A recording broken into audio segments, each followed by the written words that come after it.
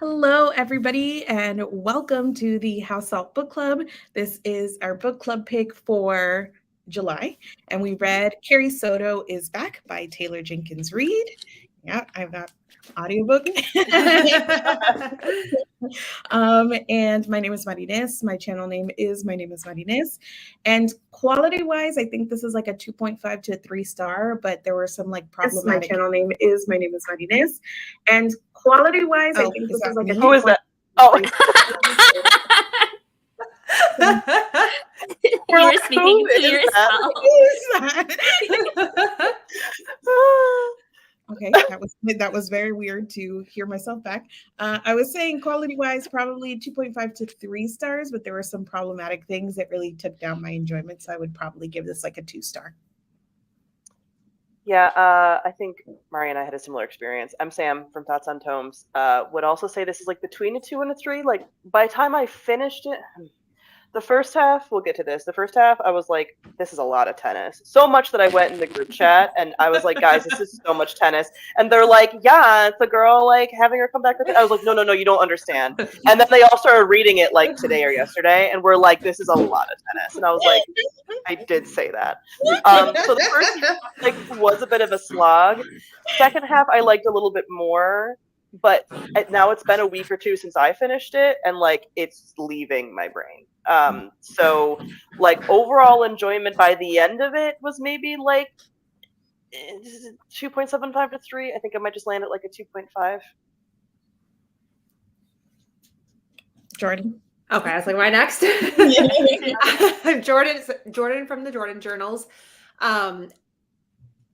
I ended up liking this book more than I did in the beginning. So it ended on a higher note for me. It's not my favorite of her books that I've read. I think it's my least favorite, but it's definitely not my number one. Yeah. Fair. Hi, I'm Paige from Minimal Bookie. I read this a year ago, and no, I did not reread it, so we're going in raw. I think I left it around a 3.5 because I did have issues, like Maddie was talking about, like with some choices that were made, but I didn't mind the tennis. She was obsessed with tennis. That was the whole point of the first half. She didn't have a life. We'll get into it, but the tennis was fine. It was fine. Sure. We've already kind of alluded to this, but just to bring everybody up to speed, history with Taylor Jenkins Reid. Like, have you read only the books in sort of this interconnected series? Have you read more from her? Like, thoughts on her in general? So we all read Malibu Rising for book club, and yeah, that was my least favorite still of all of these. I just resent that book so hard. I did not have fun. But I've also read Daisy Jones and Evelyn Hugo. So yeah, the ones that are in the interconnected Taylor Jenkins Reid universe. So yeah, and I liked Daisy Jones and Evelyn, but each one that I read, I mean, besides the little blip with Malibu, I tend to like less. So I think that she's going downhill for me in my enjoyment of her books. I was gonna say. I also have only read the interconnected series as well. I started with Daisy Jones and the Six. That was the first one I read, and it's my favorite because I love a good rock star story. But I think the more she veers from the romance elements, which were heavy with the first two, people are starting to like it less. So I'm curious about that element of it because the story she's telling are a little bit different. Like I really enjoyed Malibu Rising because it was like a family drama. It wasn't really about like the characters' relationships like romantically. And I felt the same with this one where like there was a romantic relationship, which I did enjoy, but it was more so about like it was like a very like stereotypical feminist story about like age doesn't matter, you can do whatever you want. Like that was like more so the story this time, and I understood it but didn't really like connect with it in that way because I was like, yeah, and was like the feeling with this one. Yeah, I've also only ever read the interconnected books from her. I read Evelyn Hugo first, and that I think is my favorite. Between that and Daisy Jones, I think they're both like equal favorites of mine. I don't remember really anything from Malibu Rising, so I think I like this one better. The what? The brick of Coke that was like being served at the party. That's I didn't remember that until just now. No, I know that it's about surfing. It's about surfing. But yeah, every other detail has left my brain. So I think that's my least favorite. This one felt like Miracle, like the movie Miracle, or like any other sports movie I was forced to watch in college in like the sports literature movies class. That's what this kind of reminded me of. Yeah, same on having read like the 4 so far in this like little series. I started with Evelyn Hugo, and absolutely same for like each book getting like worse to me in a way. And like, I don't know, I think part of it is that even for all of its problems, because I think that Taylor Jenkins Reid is not maybe getting worse. There's like a consistency to what she's doing. But I think that each new book, like the thing that sold me on Evelyn and Daisy, even for my problems with both of those, were the characters. And I feel like that attention was spread in Malibu Rising. Like we didn't have a star character to like be the Daisy for us. And I feel like that Carrie wasn't no Daisy. I wanted to punch her in the face more often than not. And we can like talk about like unlikable female characters and if that worked for you here. So I think that like each book is missing that element of like where I can be like, well, these things were not that good, but oh my God, this character, like that's what I've been missing. But I would rank them literally in the order they came out. I think each one is getting a little bit worse. This one also didn't have the twist of like the other books. But it's still which I'm just realizing there's like no big twist at the end. Thank God, because she kept doing the same one. Kept doing each show. Yeah. But I liked the twist. Wait, what would I was the twist waiting be? for the twist. What would the twist be on the other ones? Why am I feeling stupid right now? Like, So in the first one, it was the dad was the driver that got killed in the car. I'm sorry, spoilers. And the sorry, daughter people. was... I didn't even say that. wait, which one? Wait. Evelyn. Wait. Evelyn. There was the reporter. The reporter's dad was the car driver that was in. Girl, you don't remember none of these books. You don't remember nothing. Oh no. I remember for Daisy, the daughter being the one that's interviewing. Yeah. I don't remember anything about the dad. Oh no, I do a little bit. Like they were in an incident and like the dad. Okay. Yeah. Yes. And then the end of Malibu was the. Oh no! Is it okay? I don't know. Sorry, the end of Malibu. You're having a whole animal experience over there because the dogs are fighting in the background, birds are crashing in, like something's going on over there. I can't leave them out there because they'll eat things. No, that's so valid. That's so valid. We support them. The end of Malibu was the whole like the house is on fire. The house they burned the house on. Yeah. Which we knew sort of thinking. Okay.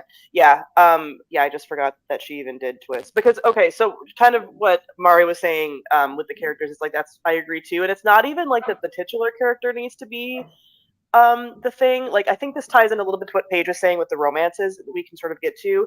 I think the romances made it easier to get to know the characters like almost a little bit more. Like she kind of leaned on the romances maybe a little bit as a crutch, or like that was the way that she was fully fleshing out some of these characters. Because I even remember like I didn't tend to really like Daisy and Billy. Is that his name? In Daisy Jones. But I really liked Karen. I liked Karen and Graham like a ton. So I think some of she uses the romances to sort of flesh some of these things out, and so then I don't think it's the absence of romance that's making people or me like them less. It's that like for this, yes, we just basically just had Carrie, and like she didn't really feel very like three-dimensional to me. And where the other characters did, like even if I didn't like them necessarily, like they all felt real. And she didn't, even though like we are supposed to have like her whole story. And again, maybe that's part of the point of like her whole life was tennis, and we'll get to that. But like, yeah, I had the same problem with Malibu where like I wasn't really connected to anybody in the ways that I was for the first two books. So. Carrie felt like a very stereotypical, like this is what a person who lives for a sport is supposed to be like. Whether or not they're actually like that, I don't know. But that's kind of what she felt like. I think that we're right on the right track to talk about Carrie as the main character. I kind of, I don't know, I struggle a little bit because I think that there was a thing, I was going to save this to say, like when we were talking about like themes, but I think it goes kind of hand in hand with talking about like how Carrie herself didn't feel like a fully formed character. But like you were right on about like the thematic content page. Like I kept thinking that this was like America Ferrera's speech in Barbie. Yes. Like, brand of Bestie, feminism in this, but with none of the humor and none of the charm. And none of the like Barbie was self-aware in a way that like Carrie Soto felt like it was saying something. And I was like, you're barely saying anything. It just felt like very like pop feminism, like being a woman in sports is hard. And it was like there were no other like aspects of Carrie's personality to me, like nothing else versus, and I get it, that's the story. Her drive to win was like the entire thing, but that was the entire thing. And so it felt a little flat to me.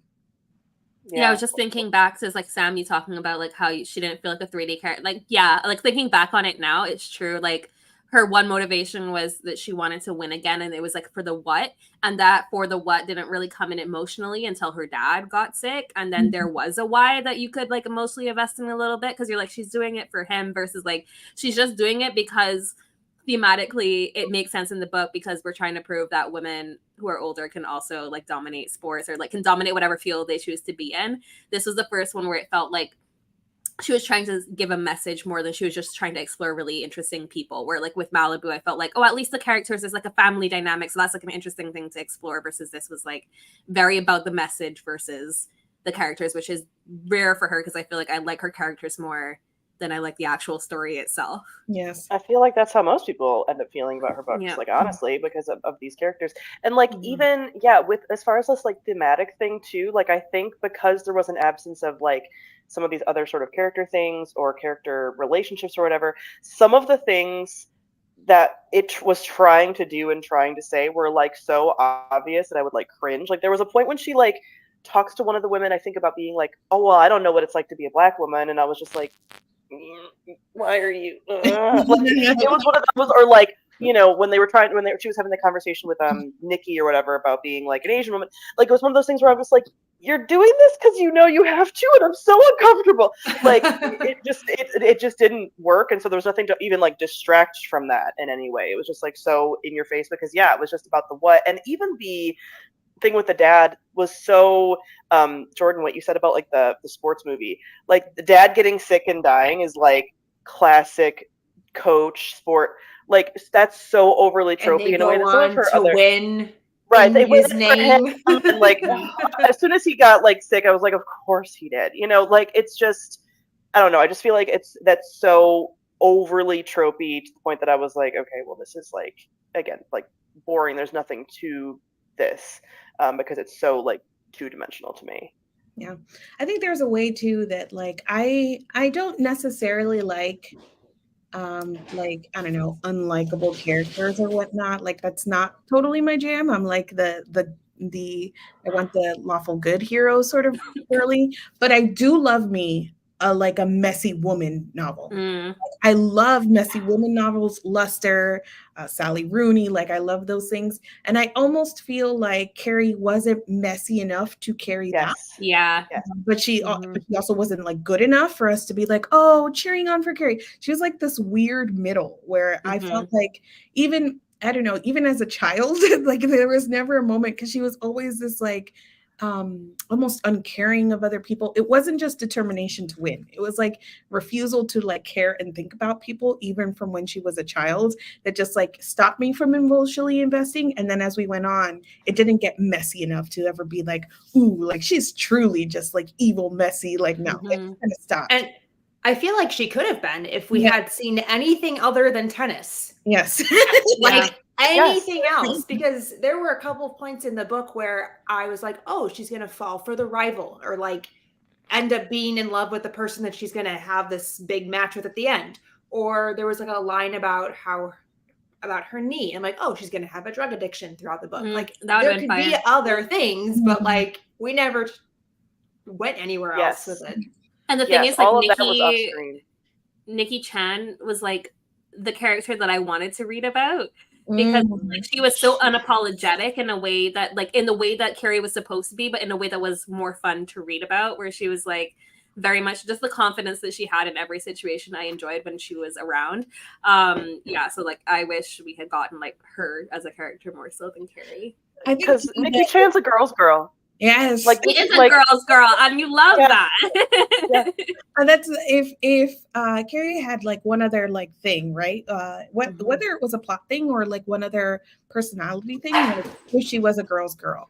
If she was like unapologetic and a bitch, but also played to the crowd, that could have been so fun. That would have been so good. She was like, she played to the crowd. She's a media darling. She did her thing where she's like, F all of you. Like, but behind the scenes, she was like, that would have been fun. Yeah. But she was just so like bland and in the middle, almost like cut off from her own sort of, I don't know.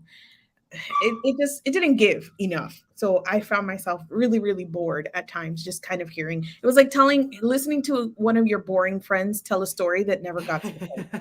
And I was just like, yeah.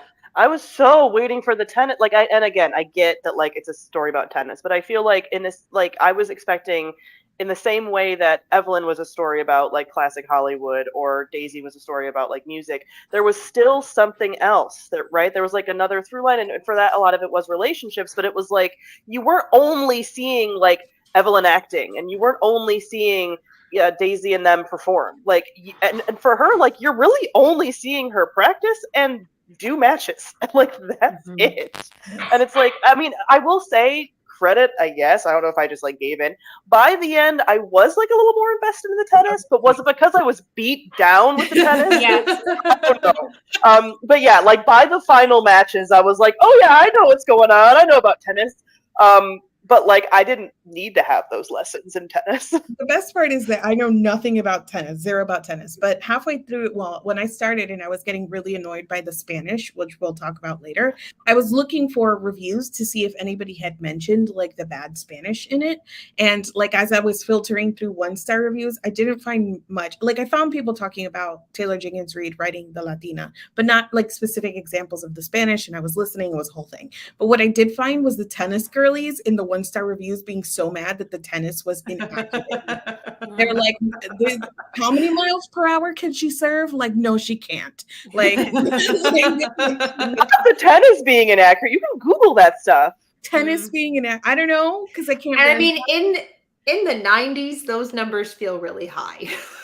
So I cannot verify, but I just know that when I filtered by the 1-star reviews, the tennis girlies were mad. And I even like, maybe I just missed it in the very beginning, but I feel like it was like tennis wasn't even described super well because I was like, what does it mean to be 40 all? What is love 40? What is deuce 40? What do these things mean? Google it. You just Google. Sometimes I could just Google it. You're not going to pause the fucking novel to be like, by the way, these are how the scores are done in tennis. You just have to Google shit. I think they did. I think they did about that much. Maybe it was. The dad did explain it, but honestly, same for me. Whoosh. I was like, well, yeah, I didn't need to know the specifics. I was like, okay, she's playing a game right now. Is she winning or losing? Like that was my energy with the tennis matches. I feel like for a book that was basically a tennis instruction manual, I should have gotten definition terms. I will say that by the end, I too was like, it got better, I think, because it was like more like we were actually doing something. We were working towards something, which was like the end result of like, was she going to win? And that question was really, even though everything felt so tropey, it's like 50-50 at the end of a sports movie if they win or lose, right? Yeah. Like, is it a loss, but they learned something, or do they win and they did it? And I wasn't sure how this one was going to go.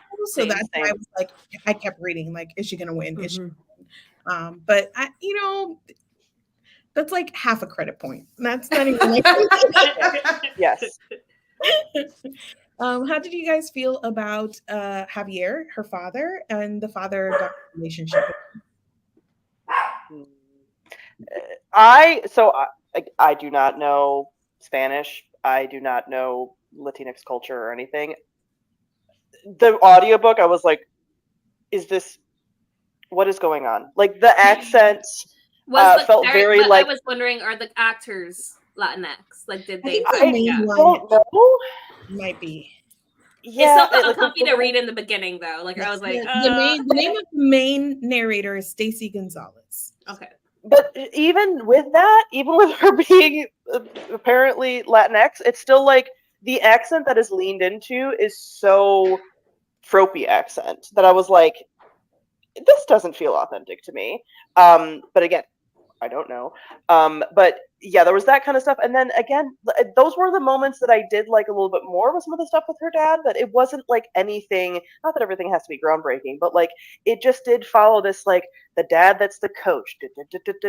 Like it wasn't anything else. And because with all their conversations were centered around tennis, like you didn't really get anything else about their relationship besides the tennis and the coaching and everything.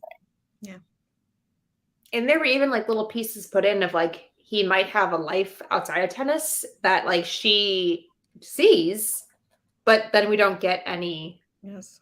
Yeah, like one of the best parts was that. when he was flirting with the woman on the plane. Yes. And then like there was like the conversation, and I was like, "Oh, get it." And then like nothing. That was like one of the or best when moments. she sees the women's toiletries in his bathroom and doesn't say anything. Yes. I agree. I was wanting something more. I do think some of the most like tender moments for me were between them, and I did have kind of a soft spot for the father and the way he was like. It also could have gone in the direction of like the father who's the coach and is kind of an asshole, but even though he was pushing her, there was like a like underlying like you can be the best, but I want you to be happy sweetness to it all that I appreciated. But I did wish again that it like did a little something more, or we went a little like I think we're I don't know more than halfway through the book when it's finally like they go watch a movie together or something, and we don't even go with them. She's just like we watched a movie together, or when they go get ice cream, or they would get ice cream, and that was kind of it. And even some of the things about like her mom. When he takes the photo away from her, like then it's like never mentioned again until like later they're like, oh, and we finally started talking about my mom. So it was like these things that were kind of introduced, but they weren't like really deep and they didn't really go anywhere. And it was just kind of very surface level in a way that I was like, Yeah, and I feel like I really liked the relationship between Javier and Bo more than I liked like the relationship. Like that was like the relationship for me. I was like sad for Bo when everything happened more than I was for Carrie, which is odd. But the thing is because they were both sweeties and like you could tell they had just really invested in each other in that way. And that was easier to like latch onto as a reader. I also really liked when Bo and Carrie started training together, that Javier just kind of like starts default like coaching him too. And like and when he started doing it, I was like, yes. I was there for Bo too. I was like, let's get it, Bo. Yeah, and he'd like pass on he'd be like, tell Bo that he needs to like blah, blah, blah. Yeah, like it was just very all that was very cute. Yes. So how do we feel about Bo? We have like some false starts with her and her like love life, I guess. There's like mentions in the beginning of her kind of sleeping around and feeling unlovable. And then like the one big connection between this and like the universe is that Carrie is the woman that Nina Riva's husband in Malibu Rising cheats on with her. Relationship. Jordan. So, I told you I didn't remember anything from. No, that's so valid. I remember that part. Like this book like skims over that, and there's like, and then they dated, and then he left her. Like there's no like exploration. It's like do they say his name in the book? Yeah. Do they like name him? Yes. Because he's another tennis player, right? Yeah. Like he was a tennis player. He's a tennis player as well. Yeah. I can't remember his name. I don't remember his name either. What I wish, so going back to what we were saying I picked up on the Daisy Jones reference. Yes. Which one's the Daisy Jones reference? Wait, which one is that? She's reading an autobiography or a biography just to see who slept with who in the band. That's right. I very briefly noticed that. But that was an instance of like we were saying earlier of like her being messy. Like, why didn't you lean into all of her hooking up? Like that could have been again fun, again not even in a romance way, just in like a messy way. Or I was thinking maybe we would get like a little bit of like her side of the story with like Nina Riva's husband or whatever. And again, that was just like totally glossed over, where it's like, well, that seems like, I mean, because the whole thing, I read the sort of afterward, I think it was the afterward or something where Taylor Jenkins Reid was saying why she chose Carrie to be the next character, and she's like, oh, you know, obviously she came in and made the big scene at the party, da da da da da. And I'm like, well, why didn't we get her? And that like, was big messy bitch energy. So like, where did it go? Yes. Yes. So it's I like, do not remember this why at didn't all. we? But this was one of the parts of Malibu Rising I actually liked, because my favorite part was the messy party, and we got so little of it. But yeah, so I remembered all of that, and I was like, where is that girl who was, again, so messy? We could have gotten her side of it, and how she was like, I'm gonna go do this thing, whatever. Again, all of these outside of tennis moments would have added so much to it, while I think not even taking that much away, because like it didn't need to be tennis the entire time. I feel like in her effort to make Carrie so unfeeling about everything else except for tennis, she like took away all of that spark or fire that would have been in that scene in Malibu Rising. Yeah. Like made her so much colder than what maybe she was originally. It was a weird like little detail to put in, and this is me giving it like probably more intention that was there, but to make the detail of like her father was the one who encouraged her to like go after him, like and it wasn't a very like, oh, that's a nice man, you should go date that man, and then she's like, oh, but he was married, but I did it anyways, kind of thing, in a way that I was I don't remember it from Malibu Rising, but I remember it in this book now. Yeah. Okay, I'm caught up. It's like a weird thing where, again, it's like taking sort of the agency out of her messiness and her being like, I saw that man, I wanted him, he's married, I didn't care. It was just so passive in the way that like, oh, my dad said that he would be a good match, but he was married, but he was the nice guy on the court, right? Yeah. And it was jackass behind the scenes. And I was just like, well, I don't know, be more, own the messiness, like do the thing if you're gonna do it. Yeah. Anyways, but all of that to say that halfway through the book, Bo comes in and they had a hookup once, like in the past, and they get back together again. So how did we feel about Bo? I needed Bo to get up. I'm sorry, he took too much. He took too much from Carrie. I was like, Sarah, you can find someone better who will treat you right. Stand up. So oh my God. That is how I felt. I was like, and I rarely am backing a man like that, but Bo was trying to get him to leave. I hate to look for a man, but Bo. No. I didn't really care. I mean, like a ton. Like I liked him enough, and it was like, okay, yeah, the guy that like has a little bit of a temper on the court, but is like sweet off and like knows how to sort of work, whatever. I feel like a lot of what could have been her personality traits were given to him, and then it was just kind of like, okay, like again, where I feel like if you're gonna have the romance in there, make it worth it a little bit. Like again, the big chaotic sort of romances in like Evelyn Hugo and Daisy Jones, for example, are just like so much, and so it was just kind of like, okay, like cute enough. Like I was like, oh yeah, I like that they're like trained together and he's rooting around and whatever.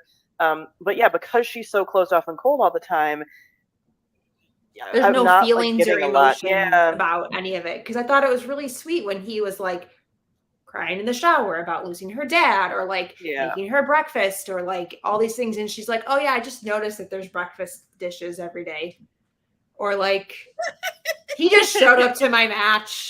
I didn't even realize he was here, because she was just like that could have all been so much more. And I felt part of it too was he was supposed to be like the juxtaposition, again, back to theme, the juxtaposition of he's allowed to be angry in this way that she isn't, and all of that kind of stuff. So I feel like it was supposed to be her foil, but I was just like, he is too sweet. Just let him go, be free. Yeah. And I mean, Sam, you nailed it in terms of like, maybe Bo was more of what Carrie should have been. In terms of like her, I don't know, holding double space for her to be driven and be a bitch and know that she can't express it in the same way, but have other emotions, because Bo was like angry on the court and blah blah blah, but he still had this sweetness to him, and he still and he was also messy when he was young, and he was on this learning journey, and he was getting more emotionally mature and like doing things that Carrie was not. And so when you saw it in Bo like up against Carrie, I think it made like the flatness of Carrie even more apparent. But that doesn't mean that like, Bo was like a super great, amazing character. He just was No, like, he just more. was, yeah. Yeah, and you He can had kind of an like chart his growth a little bit better. Yeah, he Yeah. had an arc that you could actually see versus Carrie. You felt like you were like, bitch, just get ahead, figure it out.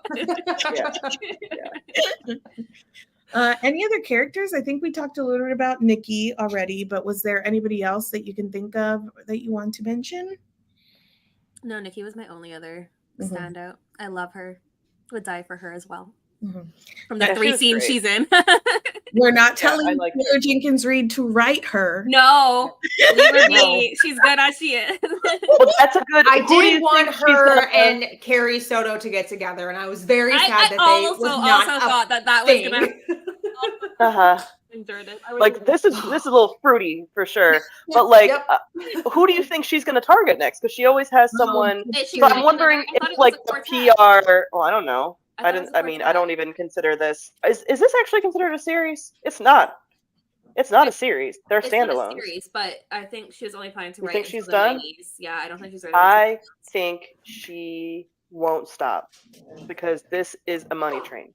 So if she was going to continue, Taylor, please We don't. have to But go if to the she 2000s. was, I would say she's going to go for like the PR woman or whatever. The one that was like if she was going to go for any of them, I because just then want there'd her be to like do like a 2000s supermodel PR. one. A supermodel one. I mean, wasn't back to Nina the Riva? art. Yeah, wasn't Nina no, Riva? I feel like she was like- more like she was like a different like this like the supermodels of like I'm thinking about are like the Kate Moss era, like the runway Okay, model, like the 90s. the 90s. yeah, Well, we are 90s just and at early the 2000s. 90s. Yeah, we'd have to stay in do the something. 90s because you didn't do the right thing. Tennis, no one, no, You didn't. no. You should have Also, done the most of the fucking Kate tennis Moss thing. was like 80. Like, I mean, her big thing was like 80. Yeah, she makes the comeback in the 90s, I guess, but 90s, like yeah. that It didn't does feel span the 90s two to me. decades. Feel 90s, more. yeah. Yeah.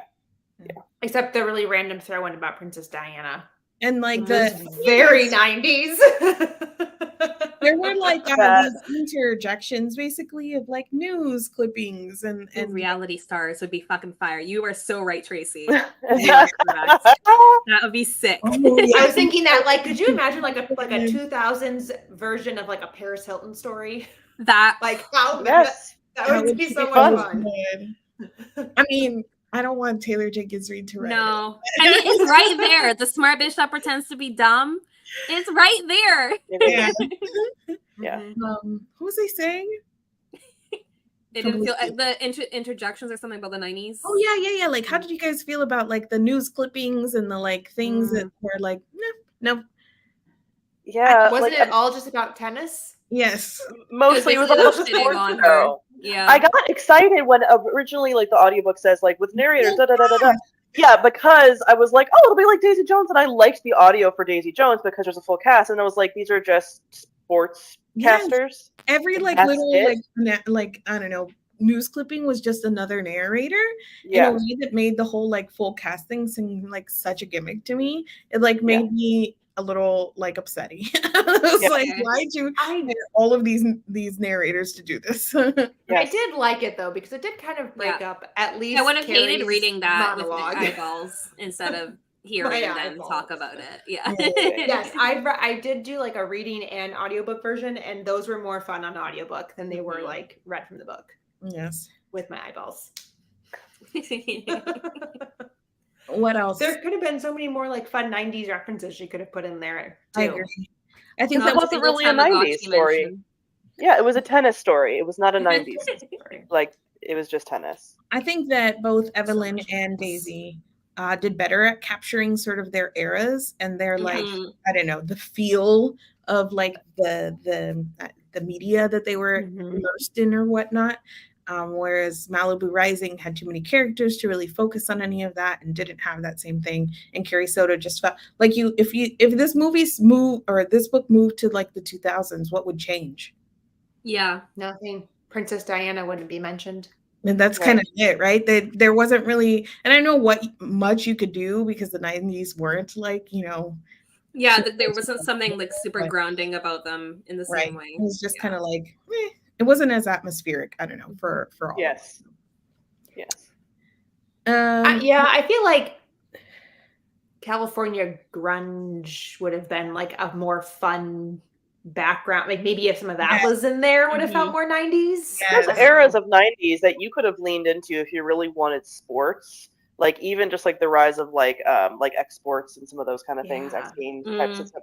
And like, yeah. So like again, I think even the tennis thing, I know we keep harping on it, but like I just don't think tennis was like the way to go for, but because I think a lot of people have liked her stories because of that like atmospheric quality of the time periods of this like historical fiction. So if you take that out, because there's just like it's just tennis, and there's nothing very like definitively 90s about tennis, like you got nothing. When she writes a 2020s book, it's going to be about hockey. Stop. Oh my God. Don't bring that up. I mean, I do remember growing up with there being like, oh my God, pickleball. I mean, I do remember growing up and seeing like a lot of famous tennis players on TV. None of them are like Anna. Yeah, like the Williams sisters were. Yes, the Williams sisters, and like during my research for this, and I was like, I'm angry, and I want to know if other people are angry too. It was a video talking about how somebody read like an autobiography of Serena Williams and then read this book and was like, did Taylor Jenkins Reid just like lift the Williams sisters' life and give it over to a white Latina? Well, yeah, because like the dad element, as soon as I read the dad was her coach, I was like, it feels very Williams. Right. Yes. Except she made sure she didn't write a black woman. She was like, instead, let's return to old stomping grounds. Well, each one does kind of play off of like a real person, right? Yes. Yes. Right. Okay. Like there's like heavy inspiration, right? Of like who these people could be, or at least like a group of people that, and this felt very like, you know, marginalized sports star kind of thing. Yeah. But without like really thinking through sort of the logistics and like taking everything away of like what captured the imagination like of people because of the like what the Williams sisters did, right? That made people like stand up and take notice, and like the sort of presence that they have that made people like really want to root for them and them being the best and whatever. And so she tried to emulate that in a way, and all we got is like all we got was a stupid t-shirt kind of thing. It was like all we got was Carrie Soto, and I was like Now I'm so curious, was like I mean I didn't know enough about tennis, but did like the Williams go up against like the Anna Kournikova or whatever because of like that whole like thing with her history with that like Russian, you know, whatever? I'm like, was that directly like, I'm looking it up right now. You guys proceed. I'm just seeing it. Had a rivalry with her. What was the Malibu Rising like loosely based on?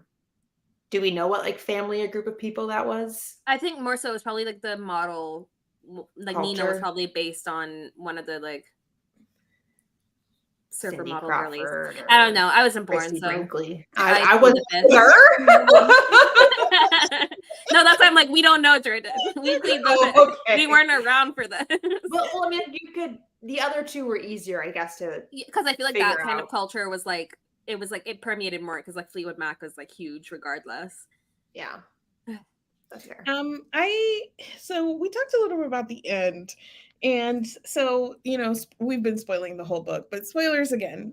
In the end, she doesn't win her match against Nikki, and she becomes Nikki's coach later on, and maybe it would have been like too rah-rah, but because it was like so like pop feminism 101 about like women who are older can do anything, to have her lose in the end was a really interesting choice. It would have been cool if she won and still decided to be a coach instead of going back and continuing on. Yes. The fact and that she accepted that she could be done.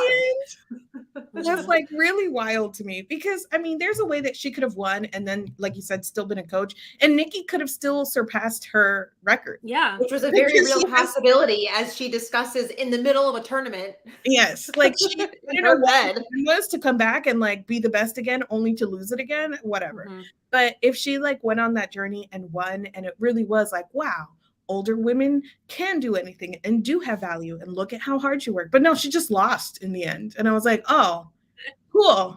Thanks for bringing me on that journey. Yeah.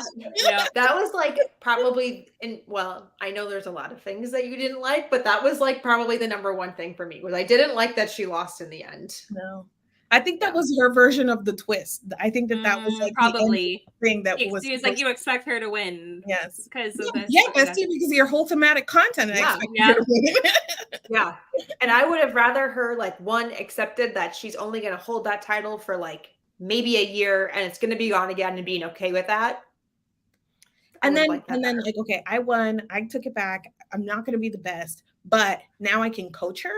And if she's the best, that will also be attributed to like some of me, you know, like, and then taking that as a win. But no. And like the thing for me is, now that you said that, the whole point of her losing is to be like she was wrong for thinking that her only value is being in the best in this situation. Yes. But then she still goes on to be like, but I want to train the best person. Like it was that element of it where like she didn't really like fully get to that.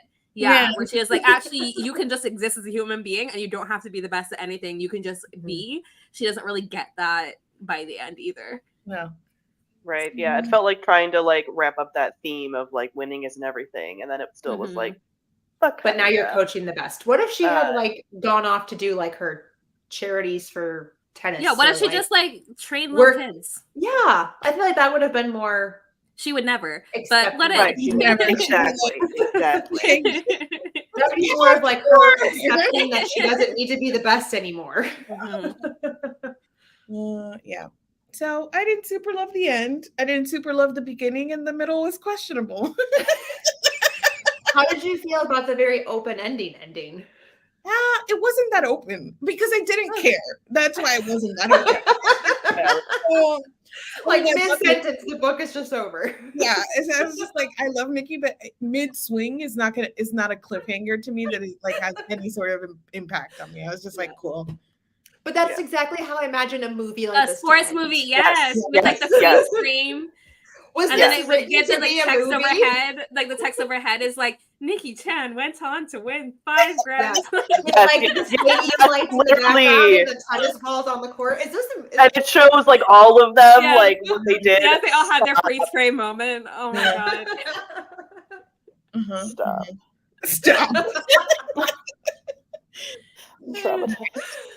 The only anything else before I get into Taylor Jenkins Reid should stop giving interviews and maybe also stop writing Latina characters. No, but I did want to say my research told me that Maria Sharapova was the rival for Serena Williams. Okay, that was the name I couldn't remember.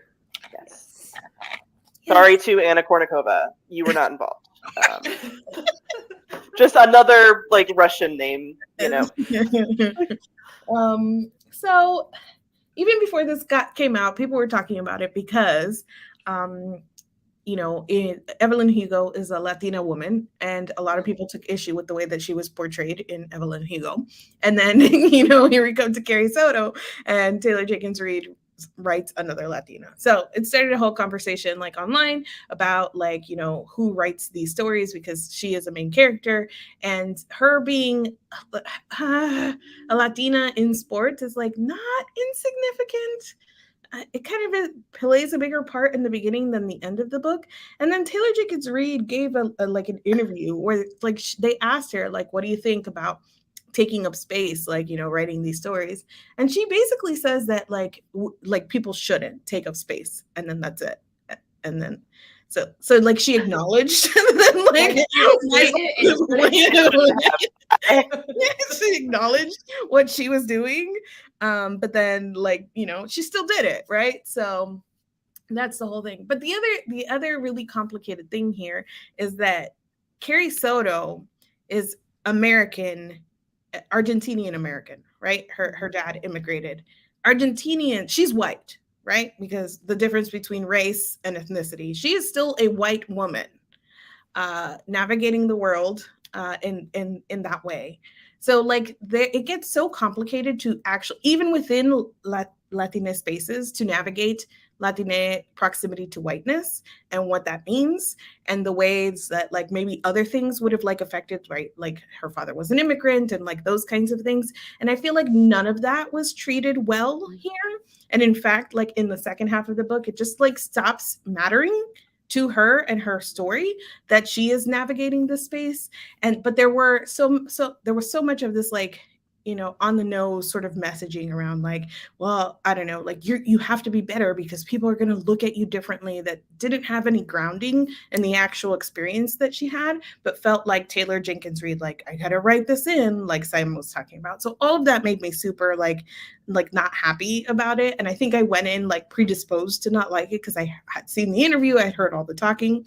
But the thing that really drove me nuts was the fucking Spanish. And it was like, it was hard because I was listening to it and I couldn't see how, like, the words itself to like know how inaccurate it was. But even if the Spanish itself, because I've seen people arguing like that's how they speak in Argentina, which, do they? But even if the Spanish was accurate, the code switching was not. People don't talk that way. They just don't like put a Spanish word every other couple of words, and that's like how you do Spanglish. And the phrases that she repeated that were like supposed to be like, oh, remember they speak Spanish, like it was like nails on a chalkboard for me. Like and I think that's why, like in the beginning, especially when this was more prevalent, like I went to the group chat and I was like, I'm DNFing this. I'll show up tonight, but I'm not reading this. And I just kind of powered through, and then again it kind of loses it in the second half. They forget about this piece of the story, so it's like better, but I just wanted to put that all out there because that is why I cannot give this like above a 2-star. That Spanish was driving me absolutely bonkers, up a wall. I couldn't do it. Was it, so out of curiosity, like, so it was the code switching of like the Spanglish, and then is it just like the sentence structure is like wrong? Like, and that's what it, like tenses and stuff, like the words or that like she too formal. Like a little formal, but that might just be like an Argentinian Spanish thing because they do tend to talk a little bit more formally than like Caribbean Spanish or whatnot. But some of the tenses were wrong. She used the right word, but in the wrong tense. And then the code switching, especially the code switching, was like, nobody does Spanglish that way. Please stop. That, and I feel like she got the criticism before, especially with Evelyn Hugo, where she wrote like characters of color, but then like they were white passing enough where she didn't actually have to write anything about their identity. So this time she was like, but this time I gotta like put it in there because people will tell me I'm doing it again. I feel like it was like that kind of energy, especially it was surprising to me that she did this because when she was touring for Daisy Jones, people were like, why, like, what about Simone? Like, would you write her in like the 80s doing her disco situation? And she was like, I would never write like from a Black woman's perspective. And I'm like, bestie, then why are we writing outside of like the perspective that like you shouldn't be writing from? So it was like interesting to see her decide that this was a line to cross over. Just because also a bunch of Latinx characters. Which one? Malibu Rising? No, because it's all white people. I'm pretty sure. I think so. Yeah. Okay. Yeah, I don't know what Riva was supposed to be. Yeah, I don't know. Mick Riva. Mick Riva, I think, was just a white dude. Yeah, I think so too. I think. I don't remember. Yes. So like will not write Black women, but will write. I mean, this is a white woman. That's okay. It's like, that's true. It was like a little bit, but then like girly, then just write her that she never learned Spanish. And then the whole thing, that when you think about it, though, is that she ultimately writes the story pitting two people of color against each other. Exactly. So it's so complicated because you can be white and Latina, and the like relationship between all of that is super, super complicated. And it makes it even more complicated when a white author is taking advantage of that to write diversely or diversity or whatnot, but still be able to take advantage of mostly capturing a white experience is what I'm saying. I'm not trying to take away anything about like how somebody experiences like racism or xenophobia or whatever as being sort of white Latinas, but you have to acknowledge that a white person stepping into this and trying to like pick apart something that is incredibly nuanced and complicated, like this is not your space, honey. Like go write about trashy people doing trashy things, but like leave this particularly like this very complicated identity thing alone, please. And she said, no, I won't. I hear you, but no. But I won't. No. And so I wanted to die a couple times while I was listening to it. Did the fact that her dad was an immigrant have a whole lot of like bearing on the story? It was like the very it was like, again, so shallow. You get a sense, I thought they were going to do something a little bit more about like classism and him working at the club, and people kind of looked at him funny. So I had a sense that maybe they were going there, like maybe people were treating him badly as an immigrant to the United States in the 80s at that point, like maybe, but she just kind of like mentions it in passing of like, oh, the boys would make fun of me, but then I'm so good at tennis, they don't say anything else. And it's kind of like, why are you doing this? Just make that a little white girl. So she could have been, they could have been a white family, and the book would have been the same.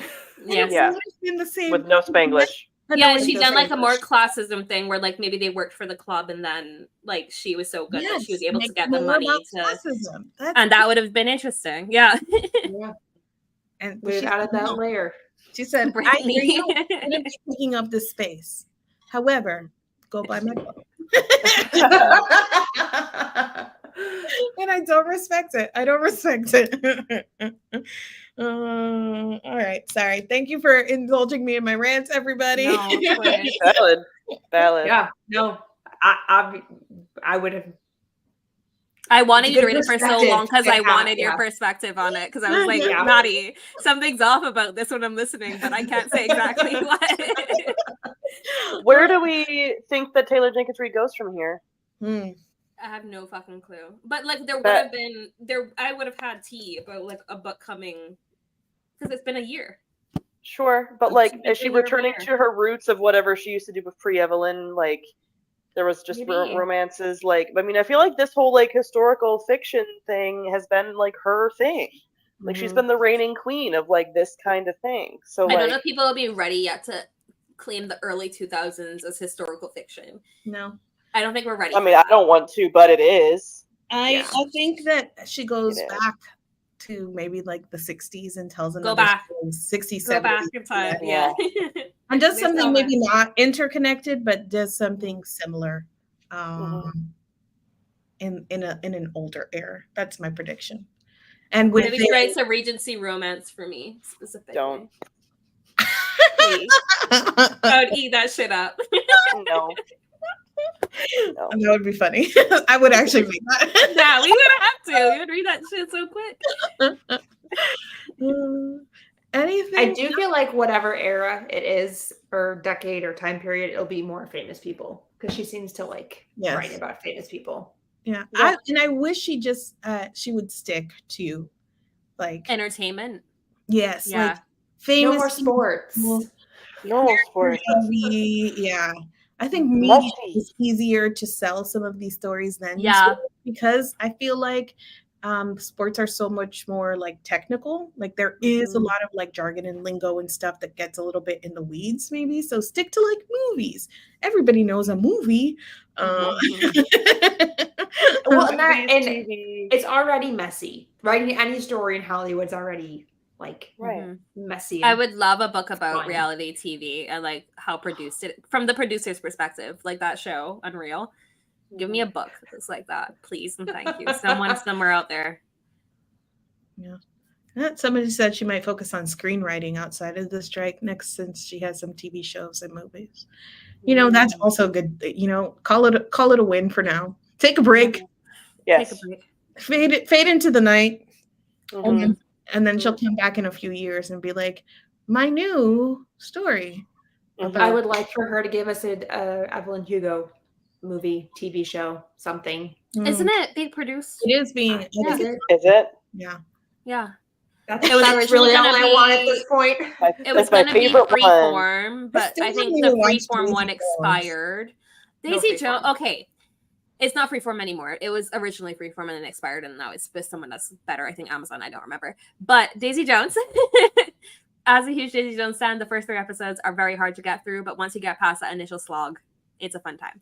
Yeah, just if you ever bother watching it. I liked it. I like the show a lot, but the first 3 episodes were set up for the rest of the series, and they don't spend nearly enough time together about the actual music. The episodes where they focus on them making the music were the best ones. IMO. Which is what the book was.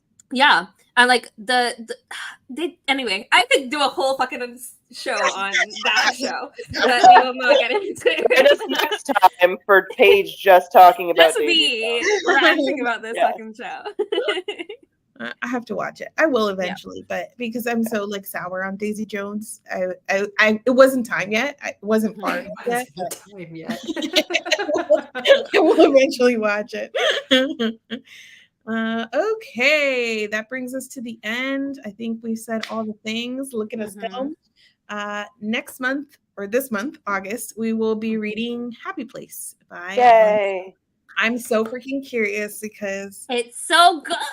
Another one I've already read. Thank you for choosing books that I don't have to read. Even amongst the Emily stands, like you're either like a Happy Place girly or like a Beach Read girly. Like there's so much variety.